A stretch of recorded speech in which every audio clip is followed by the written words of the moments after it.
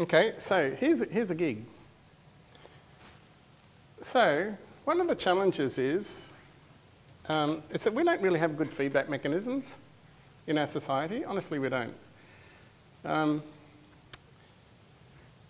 know, we rely too much on feelings, but feelings are really, really shonky because we can interpret something however we like, and so it really sort of messes up. And it's just not you know, it's just not a good indicator. So we want something that's a little bit more accurate than that. We also don't really understand what our psychology is doing, and so we don't really understand, you know, because when we've got these eyes open, we think we're actually awake, but we're not. We're actually unconscious. And so when you're thinking about your thinking, you're conscious. When you're not thinking about your thinking, you are simply unconscious. And if you're unconscious, you're responding to all sorts of things that you don't even know that you're doing. You know, it's like driving down the road and you can't. So what we've got to do is get a better feedback mechanism for even just the language patterns that we're using. Because if you don't actually hear your language, then that's what you're feeding into your brain. So here's something you might like to consider. So wherever you want to be, you know, in 6 months, in 3 months, 1 month, you know, it's not really necessary to, you know, drive out 5 years or 1 year, but you can do if you like. So let's just call this, whatever is in there is a statement of destination. Or a statement of intent. Now, the more clarity you've got in there, the easier the process is. Now, most people can tell you what they don't want, but they can't really tell you what they do want. Okay? Now, the reason for that is because they're pain motivated, not pleasure. Somebody that's pleasure motivated is very clear about what they want to go after. So, now we've got to work back from here. So here you are over here. This is you. And this is, you know, in the future sometime. And we want to journey. Wherever that is, we want to journey there. So what we've got to have is a couple of things. We've got to pretty much understand what's happening in our world now. And so here we are, we have these.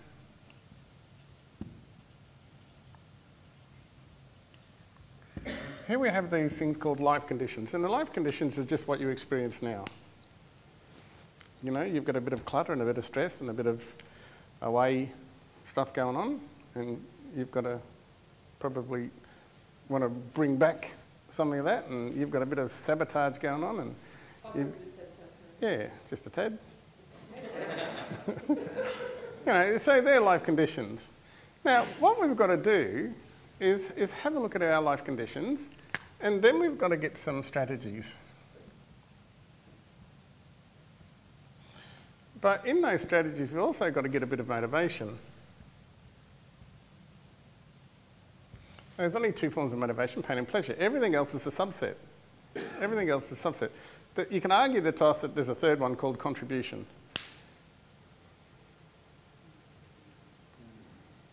But some would argue this is a subset of pleasure. But true contribution doesn't actually involve pleasure or pain. True contribution is giving without the expectation of anything. You know, so I'm just going to say very few people, you know, probably come from that. So I'm just going to call it two, okay? And so we've got to be motivated enough to go, well, even to get clear. And that's a big challenge for some people. And so we've got to think about, okay, now these strategies, we've got to have some sort of feedback. A feedback that says, look, are we on track or off track? But what sort of feedback are we looking for? Particularly now, we're looking for feedback, you know, into the mind.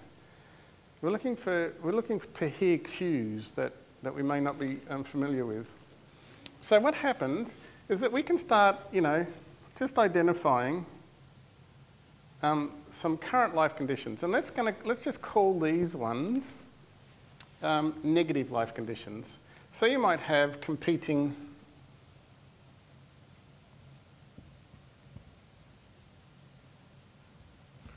opportunities. You know, will I, won't I? Will I take this one? Will I take that one? Which way will I go? You might have some competing voices. Now, those competing voices might be coming from the people around you. You should do this, you should do that.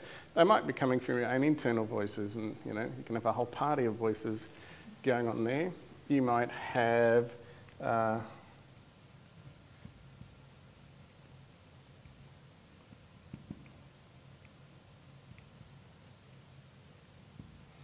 You might have work constraints, you might have financial constraints to, you know, employing some decent strategies. You might have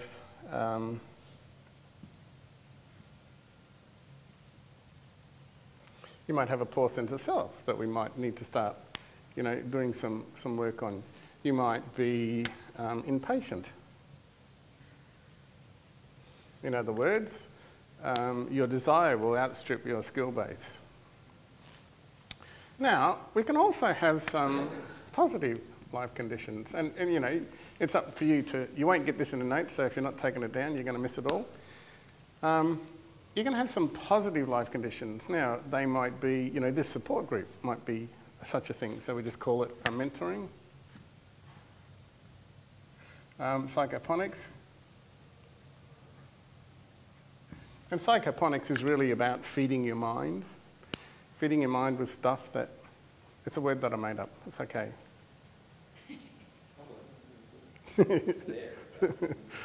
I borrowed it from hydroponics because I couldn't find a word. So where's your root system? Your root system is your mind. But how many people's minds are actually inserted in a fertile space? And if your mind's not inserted in a fertile space, it's actually withering and dying.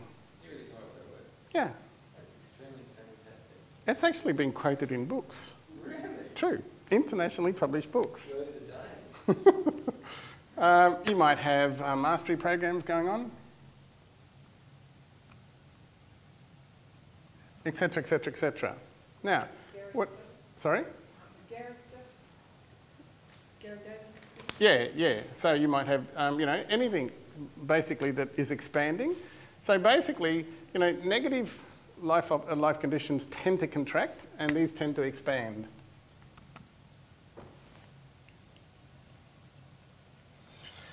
So it doesn't matter what they are. Whatever we do, whatever we undertake, we must put them through a feedback mechanism. So all of these things will actually go through a feedback mechanism. The problem is my guess is that you don't know what feedback mechanism you're actually putting them through, but you are doing it. Because the feedback mechanism tends to be a default one. So it's default, it's automatic, and it's unconscious. Now, what would we have in our default mechanism? Well, just picking your language, you made the word, you offered the word, what am I doing wrong? So in your feedback mechanism, there must be the notion of right and wrong, okay? So it's part of your feedback.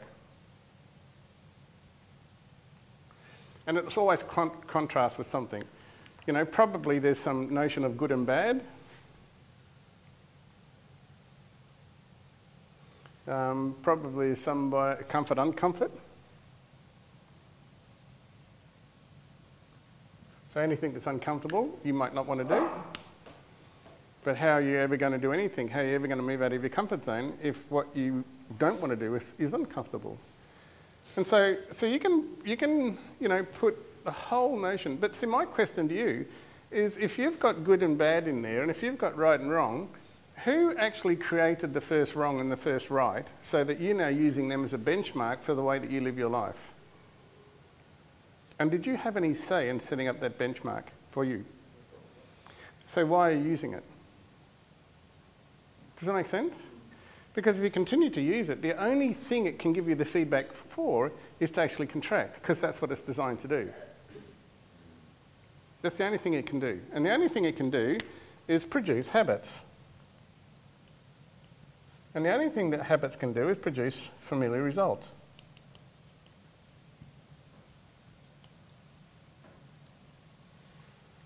Which means there's no change. Does it make sense?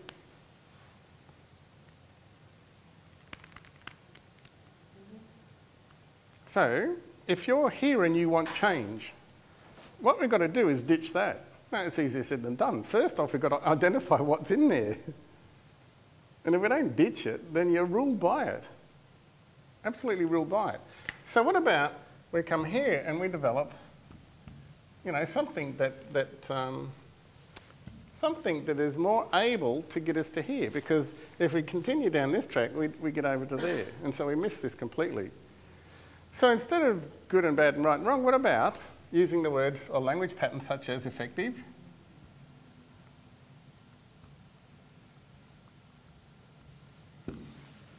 effective and ineffective? Will this expand or contract?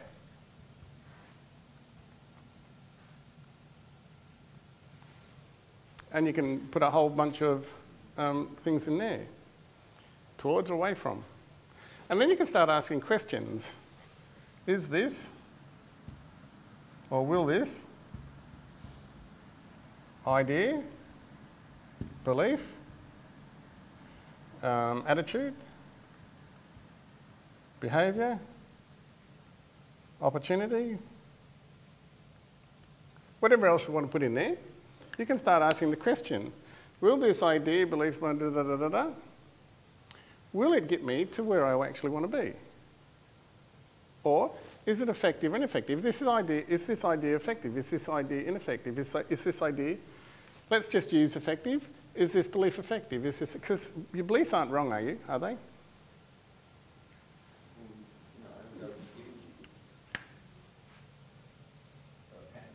Your values?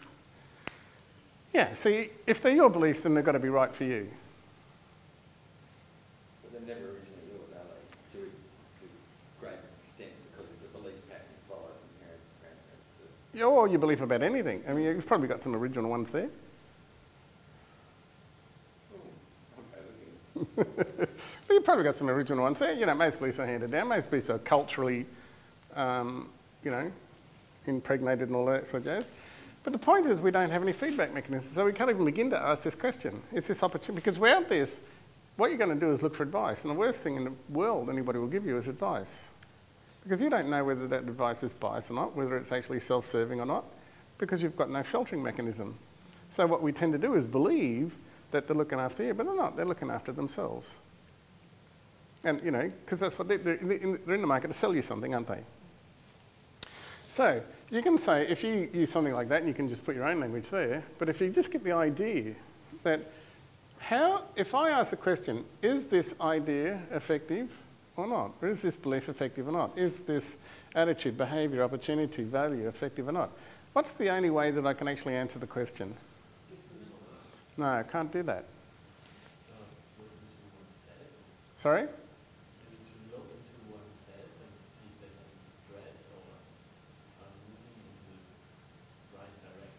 Well, so you've got right, so you're operating down here. Yeah, okay, I said right, yeah, but if there's stress, for example, if you do something that stresses you, like with this unhealthy stress, then you're sort of in the wrong way. But the way is wrong. So you got wrong again. You know, obviously moving into an uncomfortable position is going to be stressful. Yeah, but isn't there this something called eustress, which is healthy stress?